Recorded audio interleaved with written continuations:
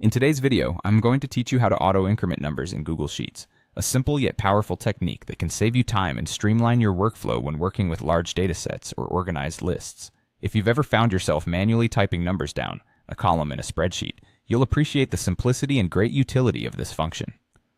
To get started, we'll focus on using the Google Sheets built-in function to automatically generate sequential numbers. This might sound a bit technical, but don't worry, it's straightforward. First, navigate to the cell where you'd like the numbering to start. For ease of demonstration, let's say we're starting in cell A1. In that cell, you'll want to enter a simple formula, equals row, open parenthesis, close parenthesis, that's equal row. What this formula does is dynamically generate the row number for the cell. So in cell A1, it will automatically display the number 1. As you drag this formula down, successive rows will continue to number themselves as 2, 3, 4, and so forth. This is a neat and efficient way to index rows, especially when the order of data matters, or you need a quick visual reference. Now you might wonder what happens if your situation requires numbering that doesn't start from the first row.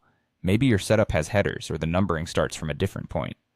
Google Sheets makes adjusting this extremely flexible. To begin your numbering lower down in your sheet, say starting in cell A10 instead of A1, the formula you use is slightly altered. In cell A10, you would still use the R* row within formula. But to make the numbering start from 1 again, you simply subtract the number of rows above where you want your sequence to start.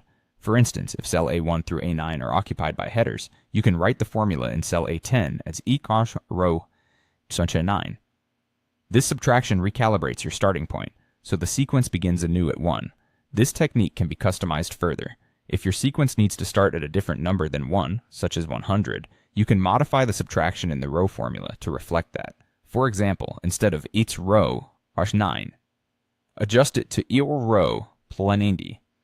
It's this versatility that makes Google Sheets such a useful tool for managing data efficiently. Using these methods enables you to handle various projects with ease, keeping your spreadsheet clean and efficient. As you become more accustomed to these functions, you'll find they save time and effort, preventing the mundane task of manual numbering. Plus, it's a reliable way to help keep your data organized, ensuring that sequential operations run smoothly.